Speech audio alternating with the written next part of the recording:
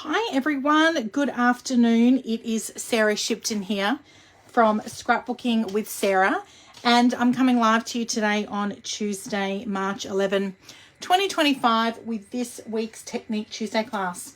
Thank you all, firstly, so much for your patience with me this week with our weekly scrapbooking challenge, and I'm running a little bit late today for our Technique Tuesday class. Today I'm going to be showing you how to stamp and cut these coordinating dies that we are using as part of the Everyday You and Me paper suite. And I'm super excited to share with you because I love these colors and they make me so happy. We had a public holiday yesterday here. I'm in Adelaide, South Australia, and the long weekend we just had was the first weekend, like Saturday, Sunday, in I don't remember how long it's been since I've had nothing on. And I'm about to go into literally 10 weekends in a row where we have something on every single weekend, okay? So I was like, I just need to have some downtime this weekend and not leave my house and sit on the couch and binge some Netflix, which I got to do. So it meant that I was running a little bit behind with my weekly challenge. Sometimes I do it the week before, sometimes I do it on the weekend, and in some cases I do it on the actual day that I post a challenge. So thank you so much for being patient with me, and I am very excited because this week, hi Doreen, thanks so much for joining me live this afternoon. I'm excited to share with you. On Thursday, I'm flying north up to Brisbane, so that's been the other thing that's kind of been going on in the background. We have all been sitting waiting on tenterhooks to make sure that our annual on-stage convention with Stampin' Up! Is going to be going ahead because of the cyclone that was up in southeast Queensland. And thankfully, we are all systems go. And on Thursday morning, I'll be flying up to Brisbane. I have 11 of my team members attending on stage with me, so I'm super excited to see my girls. And we are going to have 3 full days of fabulousness. And this is my first Stampin' Up! Convention. So I've attended conventions with my previous paper crafting companies, and we've had many of them at the Brisbane Convention Centre. So I kind of feel schooled in like attending a convention and what to take. But this will be my first one with Stampin' Up! So it's been a little bit of a hairy week while we've been waiting for the go-ahead and just making sure that it is safe to travel. Thankfully, we are all systems go, and I cannot wait to share with you all what is going to be new and exciting and on stage in Brisbane. Hi, Mel. Hi, Nicole. Thanks so much for joining me this afternoon. One thing I'm really excited about is going to be albums. So I'm also excited about a new scrapbooking range. So I'm actually teaching from the January 2025 scrapbooking brochure for the first quarter, the first 4 months of the year. So right through till the end of April. Now, this month I'm featuring the Everyday You and Me scrapbooking workshop kit. Now, I did share these 3 layouts in last week's live video. So if you've not had a chance to watch that, you can go back and have a look at that in our Facebook group, or you can access it from my YouTube channel. And I also now have a My Projects section on my website, scrapbooking.sarahshipton.stampinup.net. The My Projects tab on the home screen actually has a whole record of every scrapbooking workshop kit that we have done since May of last year, and every weekly scrapbooking challenge I have done also since May of last year. And then from there, I am linking the layout that we have done for the week back to my YouTube channel. So you will be able to see these 3 scrapbooking layouts as still images in our Facebook group, on my website, and also on my YouTube channel. And today's layout that I'm sharing with you was actually created using leftover cardstock and embellishments and some paper from the Everyday You and Me scrapbooking workshop kit. But I also did purchase a second pack of the Everyday Happiness 12 by 12 inch paper, designer series paper. I did also purchase a packet of the Everyday You and Me 2-tone cardstock. The reason for that being, I didn't get an extra pack with stickers because there was some leftover stickers from my scrapbooking workshop kit. the reason I invested in the cardstock was to coordinate with this designer series paper. And some of these colors, Mossy Meadow and Pretty Peacock, Very Vanilla and Grey Granite, are not yet available for sale in single packs, okay?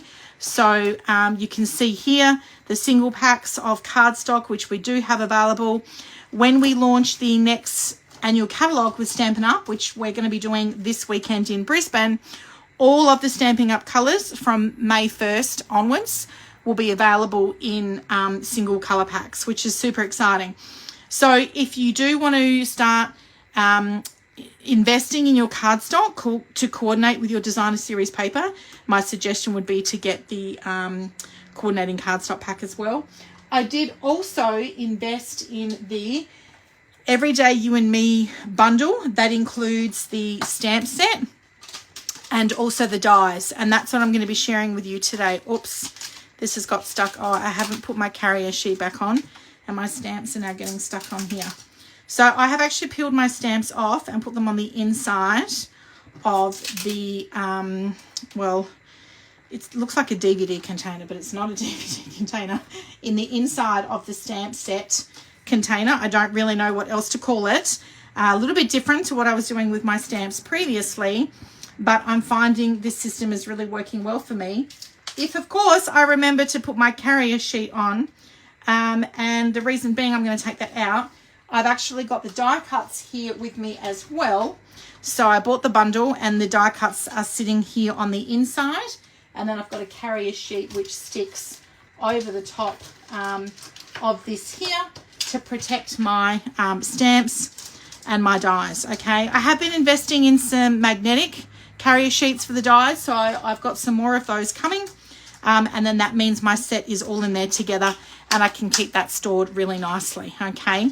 So I'm going to be demonstrating this stamp set and these dies for you today. You can see why I prefer the magnetic carrier sheets. There's just some strips of adhesive on here and then the dies are sitting on that.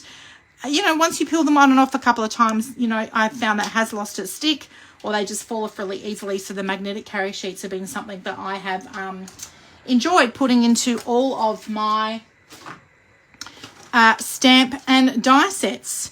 So this week's scrapbooking pattern, girls, we are working from a pattern from the Make It From Your Heart book, volume 1.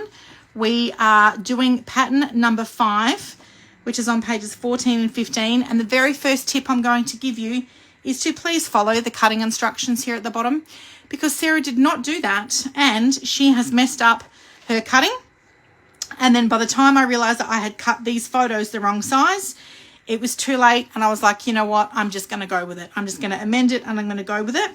So my biggest tip to you is to please follow these cutting instructions here from this pattern if you've got this book or if you are using the graphics that I have loaded in our Facebook group. So you're going to need 2 sheets of base paper for your left and right hand pages for your 12 by 12 inch scrapbooking layout. I have opted to go with designer series paper from the Everyday Happiness pack, and you've got the pattern on this back side and then the pattern here. So this is not a continual pattern. I have actually turned the sheets around. As you can see, if I had it up this way, it's just like a replica of this one here. So I wanted a little bit of the blue joining together, which you can't really see because now I've covered it with all of these photos and these papers through the middle here. But the reason I messed up my cutting is that these photos were meant to be cut at 5 by 4 inches. And I thought, oh, I'll just do them at 3 by 4 inches. And then I realized that this size photos here actually see, I wasn't mathing, girls. I thought I was smart and I could not do the math. Who ever thought that we would be using math in scrapbooking, right? So funny. But because I messed up this cutting here, it meant that my photos were not fully in line with this section of the layout through here, okay? So to get this piece of paper here, I've had to cut this thicker to line it up with the top. These photos are lined with the bottom. I've got some 1/2 inch strips of paper through here, and it meant that I had to leave a gap here, which is fine because I can see the base of my scrapbook layout.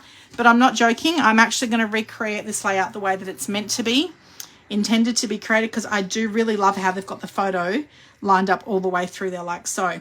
So you are going to cut your photos at 5 by 4 inches. You've got a section here for your title and your journal box. Now, the other tip I want to give you, and I stuffed this up myself, please use the cutting instructions at the bottom, because this piece here where your title is going to go, the paper itself needs to be cut at 2.5 by 8. And I here was looking at title 2 by 6. So I cut my paper wrong here. I cut my journal box wrong here, and then I had to recut it. So please just follow the cutting instructions at the bottom. I think this is the universe's way of punishing me for going out and having a very late night partying on Friday night, girls, and dancing until 4 o'clock in the morning. And so what happened was I had a lot of sleep to catch up on after the weekend. And so my brain was not braining. It was not computing yesterday at all. So having said that though, even though my brain was not computing, my layout has still turned out beautiful. And at the end of the day, my photos are scrapbooked. The things I love about Paris are journaled. These photos were taken in the Montmartre district of Paris, and we were kind of just walking through the beautiful cobblestone streets from one kind of like, we had been to go look at like this little house that was famous. We went to go look at this little house, and then we're walking through, making our way back to the metro station. And we stumbled across this gorgeous little district where people were just, you know, sitting in wine bars and little bistros and having a glass of wine at the end of the day and just sitting and chatting. And it was just so cute. It was so French. It was so Parisian. Look at them all here. The French people, just not the coolest people in the world, just sitting and hanging out and enjoying their afternoon at the end of the day. And so this was just a really fun way for me to capture these photos all on one layout. I'm going to come back to the how-to pattern book because I'm not sure where it was that we lost service, but I have 2 coordinating sheets of 12 by 12 inch sheets of paper. You can use pattern paper or you can use cardstock. You're going to need a sheet of paper to cut out the background for your title and also your journaling box. And one of the 2.5 by 2.5 inch squares. And then also one of the 1/2 inch strips that runs along the bottom here. You'll need another sheet of paper or cardstock for your squares. You'll need another sheet of paper for your journal section and a square, and then another sheet of paper for your 2.5 by 2.5 inch squares for your photos. Now, I did mention that this was a little bit of a different size photo that you're cutting down because this is 2.5 by 2.5 as opposed to the usual 3 by 3 inch that we would do.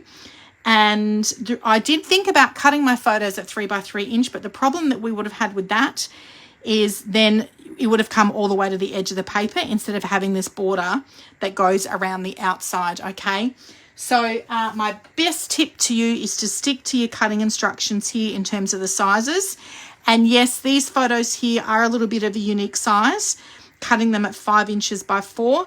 But if you do that, then it means the height of your photo is going to be in line with this section here through the right-hand side of your scrapbook page.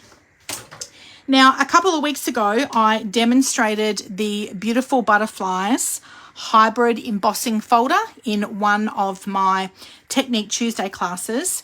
And with the hybrid embossing folder, what happens is it embosses and it die cuts at the same time if you put the die inside it. So what that meant was I had some cardstock, which had already been embossed, and then this beautiful butterfly in Pretty Peacock that I had already cut. And I was able to use that on my scrapbook layout today, this week. So quite often I will reuse, when I do my Technique Tuesday and I demonstrate things to you girls, quite often I will reuse what I have demonstrated on another layout a little bit further along in a couple of weeks' time. This layout here, I have ended up going with an extra 3 by 4 inch photo on this side because I stuffed up the cutting size of these photos. By popping an extra photo on here, I was able to go the distance of my length to match my cardstock at the top and the bottom here. And then I've just added a little 3 by 4 inch flip flap over the top. I'm going to slide that out so you can see that peacock, the Pretty Peacock butterfly up nice and close. I've used some of the leftover die cuts from my scrapbooking workshop kit. And then I have stamped some of the shapes from the Everyday You and Me stamp set with the coordinating dies. I've used some of the leftover die cuts from the embellishments in the scrapbooking workshop kit. I did demonstrate these last week. So what we did was we got a blending brush and we blended over the top of the embellishments using a blending brush and the pecan pie ink. And then I've got some of the little iridescent foil gems where I've just used to add some bling onto my layout. So I'm almost run out of those iridescent foil gems, but I love the little gold speckle through there. And I think that's just a really beautiful touch to finish off this layout. You are going to do an embellishment cluster somewhere here. And in fact, this bit of cardstock where I've used the hybrid embossing folder, that actually had the butterfly, the cutout of the bottom of the butterfly here. And that's why I've opted to pop these flowers over the top there, so it's covering that bit of cardstock that's been cut out. You have a little embellishment cluster on this square here as well, and then one off here just to the right.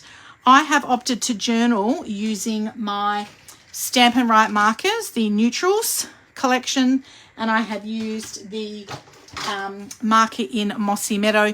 I've just ruled my lines at 1/4 of an inch there to do the journaling. So let's demonstrate these stamped images and these dies to you, and we will cut some out. So I have got here my Stampin' Pierce mat, so I'm going to do some stamping on here. I have got some very vanilla cardstock. Now, I did mention at the beginning of the video that I invested in a packet of the two-tone coordinating cardstock to go with this Everyday You and Me Designer Series paper. If you are a big fan of vanilla cardstock, you can get a whole pack of the very vanilla cardstock with 12 sheets in there. And I will put links to all of the products that I am sharing with you today. Let's do one of the flowers. I'm just going to take my carrier sheet off my stamps there. Now, when I'm doing my stamping, I've actually cut this at 6 inches. So this means that this is going to go through my embossing machine, my Stampin' Cut and Emboss, really easily. One thing I love to do when I am doing my stamping is I will stamp a whole heap of different images on the one bit of cardstock, and then I will put all of the dies over the top of what I've stamped. So when I run that through, I'm making best use of my stamping and die cutting time, and I'm cutting out multiple images at the same time. So I hope that makes sense there, rather than just cutting out one flower, which is what I'm going to do now when I demonstrate this to you. So what I did yesterday was I stamped a whole heap of different flowers in coordinating colors. So the coordinating colors for this particular paper suite are Mossy Meadow, Lost Lagoon, Pretty Peacock, Pecan Pie, also the grey granite. Grey granite. What do we say? Granite or granite? Grey granite. Granite. I'm not really sure. But they are the coordinating colours for your classic Stampin' Pants. So I have just stamped a whole heap of different images there to go with my embellishments, and to help me decide what colours I need, I'm taking them from the colour swatch, which shows you the colours that have been used for this particular paper suite. So for the purpose of this, I'm just going to stamp the one flower. I'm going to get one of my little blocks here, and then we will grab one of these big flowers. I do love these big flowers. How many big flowers I've got? Maybe I'll do... okay, let's do another big flower. So I've got my big flower. I'm popping that over my block there, so that will stay nicely in place. I am going to do another one in Lost Lagoon. So I'm just opening my classic Stampin' Pad up and then sliding that in there like so. We are going to ink this up, and you just need to very lightly tap it, okay? And I'm talking like just the pressure of the block in the ink. You don't need to press very firmly here. And then we're going to press this down onto our very vanilla cardstock using your Stampin' Pierce mat underneath there. Now, to clean your blocks, I actually use the Stampin' Mist, and also my Stamp and Scrub. I was going to say Stamp and Scrub. And I'm just going to move this out of the way. I am going to spritz a little bit of the Stamping Mist inside the side of the tray that's got the little droplets, water droplets in the corner. It might be tricky to see, but just in this little corner here, there are some water droplets. That shows you the side of your Stamp and Scrub that you want to get wet, just to get that nice and clean. And then we're going to use the other side. This has got a picture of a sun in the little triangle here, and I'm just going to then dry that off. I'll take that off my block and pop that back on my carrier sheet once I've finished stamping with that. Okay, so we'll move those out of the way. And now what we're going to do is get our coordinating die. So this is the largest flower, and these are always really tricky, right? Because you've got to turn your die around until it matches. Is that it there? No, I don't think that's it there. Until it matches the, here we go. Oh, no, that's not it either. Until it matches the shape of your, here we go, until it matches the shape of your stamp.